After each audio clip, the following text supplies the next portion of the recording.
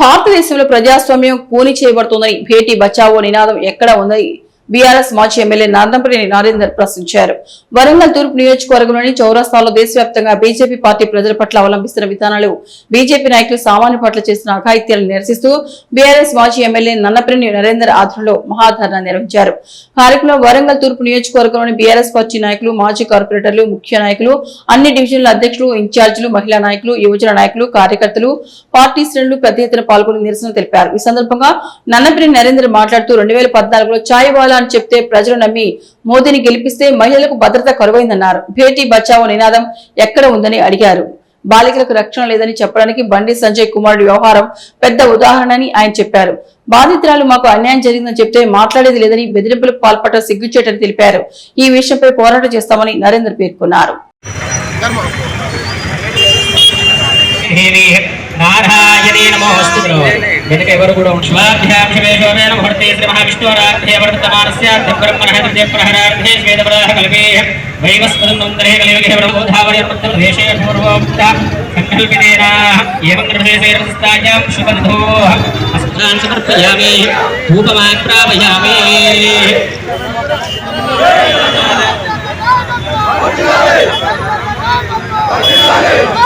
समर्पयामि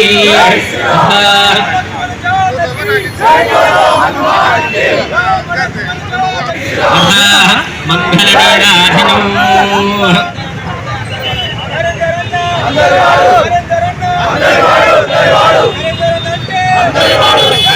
भारती एकदेवमानायस्तर्वभौमसार्भायुषा विद्महे वायुपुत्राय धीमहि तन्नो हनुमत् प्रचोदयात् सर्वमङ्गलमाङ्गल्ये महादेव्यै विद्महे विष्णुपत्न्यै धीमहि तन्नो लक्ष्मी प्रचोदयात् దాంట్లో భాగంగా మరి ఇప్పుడు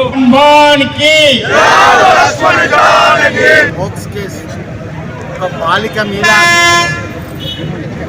అఘాయిత్యం చేసి కేంద్ర సహాయ మంత్రి అయినటువంటి బండి సంజయ్ కొడుకు బండి భగీరథ్ అమ్మాయిని అఘాయిత్యం చేసే ప్రయత్నం చేసి మైనర్ బాలిక మీద భయభ్రాంతులకు గురి చేసి వాళ్ళ పేరెంట్స్ను భయభ్రాంతులకు గురి చేసి అధికారం విచక్షణారహితంగా ప్రవర్తించే ప్రయత్నం చేసి దానికి సభ్య సమాజం మేలుకొని ఆ యొక్క బాలిక పోలీస్ కంప్లైంట్ చేస్తే ఒక మధ్యవర్తిని జర్నలిస్టులు పెట్టి బెదిరింపులకు పాల్పడడం జరిగింది.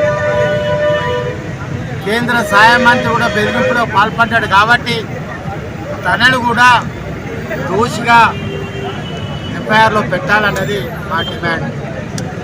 అదేవిధంగా పోలీసులు మాకు నిర్దోషి దొరకలేదంటున్నారు. నిర్దోషమో దోషమో నేను సభ్య సమాజంలో ఉన్నా నాకు బెయిల్ ఇవ్వండి అని చెప్పి జమానతుదారులతో మరి ఏది నిజం ఏది అబద్ధం, ఇది రాష్ట్ర కేంద్ర ప్రభుత్వాలు ఆడేటువంటి ఆట. ప్రజలందరూ గుర్తించుకోవాలి, ముఖ్యంగా రాష్ట్ర మహిళలందరూ గుర్తుపెట్టుకోవాలి. ఒక బాలిక పట్ల 2 రాజకీయ పార్టీలు ఆడేటువంటి నీచమైన క్రీడ ఏదో ఉందో అది మహిళా లోకమంతా కూడా గుర్తించాలి, మనసు పెట్టుకోవాలి. గుద్దే టైంలో గుద్దాలి అని కూడా ఈ సందర్భంగా మీకు యాద్ చేస్తున్నాం. ఈ నియోజకవర్గంలో భారతీయ జనతా పార్టీ నాయకులు ఉన్నారు. కొంతమంది ఫోన్లు బంద్ చేసుకున్నారు, కొంతమంది అడ్రస్లు. నేనేం చెప్తున్నా అంటే మహిళలను గౌరవించలేనివాడు, సమాజాన్ని గౌరవించలేనివాడు, రాజ్యాంగాన్ని గౌరవించలేని వాళ్ళు దయచేసి రాజకీయాలలో తప్పుకోండి. ఎవడే మీకు వెయిట్ లిఫ్టింగ్ లెక్క జాకీలు పెడితే లీడర్లు కావాలని ప్రయత్నం చేయడం చాలా తప్పు. ఇంకో మాటగా చెప్పాలంటే నీట్ ఎగ్జామ్ కూడా రద్దు చేయడం జరిగింది. మరి ఆ నీట్ ఎగ్జామ్ ఒక్కసారి కాదు, 2 సార్లు కాదు, 4 సార్లు రద్దు చేసి కేంద్ర ప్రభుత్వం యొక్క పరీక్షలన్నీ కూడా 65 సార్లు లీక్ అయినాయి. మరి విద్యార్థుల పట్ల నీకు న్యాయం లేదు, బాలికల పట్ల న్యాయం లేదు. కానీ పెద్ద పెద్ద డైలాగులు చెప్తావు. బేటీ బచావ్ బేటీ పడావ్ అంటావు. పాపలు అమ్మాయిలు చదువుకోవాలి, అమ్మాయిలకు రక్షణ కల్పించాలంటారు. చెప్పినోడివి నువ్వే, ద్రోహం చేసింది నీ సహాయక మంత్రి కుటుంబమే అని కూడా మీ మాటకు విలువ ఎక్కడ ఉందని నరేంద్ర మోడీని అడగడం జరుగుతుంది. ఇంత మోసం చేసి, ఇంత దగా చేసి, ఇంత ఆగం చేసి ప్రజల్లో ఇవాళ ప్రజాస్వామ్యాన్ని కూని చేసి మీకు మెంబర్స్ లేకున్నా కానీ బలవంతంగా గద్దె దింపి మీరు ఇవన్నీ కూడా పనులు చేశారు. మీకు ఒక ముఖ్యమైన మాట చెప్పాలి, ఎవరికి దంగని మనిషి ఎవరైనా ఉన్నారంటే అది కేసీఆర్. మరి కేసీఆర్ గారు వంగుతలేడు, వంగకుంటే ఎట్లా అని చెప్పి వాళ్ళ సంతోష్ జీ అని ఉంటాడు బీజేపీ నాయకుడు, వాళ్ళ బ్యాక్ ఆఫీస్ అంతా చూస్తాడు, ఇచ్చుకున్నాడు పుచ్చుకున్నాడు అన్నీ చూస్తాడు. మరి అటువంటి నాయకుడు ఇక్కడ 4-5 ఎమ్మెల్యేలను కొనాలనే ప్రయత్నం చేస్తాడు. అప్పుడే కేసీఆర్ గారు దొరకబట్టి లోపల దొరికితే అప్పుడుగా ఈయనతోటి పెట్టుకోవడం మన వల్ల కాదని కుటుంబం మీద పడి, కుటుంబం మీద లేనిపోయిన ఆరోపణలు చేసి సిబిసిఐడి అని చెప్పి ఇంకా రకరకాల మానసిక ఆవేదన పొందే విధంగా ప్రయత్నాలు చేశారు. చివరికి కేసీఆర్ గారు కూడా ప్రయత్నం చేశారు. వారి మీద కూడా ఏం బీక్కున్నారో, ఏమన్నా బీక్కున్నారంటే ఏం బీక్కోలేదు. ఇలా బండి సంజయ్ చెప్తున్నా, నీ అయ్యకు అబ్బకు నువ్వు గుర్తుంటే నీ కొడుకును పోలీసుకి అప్పచెప్పు, నా కొడుకు చేయాలని నిరూపణ చేసుకో, నా మోకరేషాలు ఎందుకు పడుతున్నామని అడుగుతున్నాను.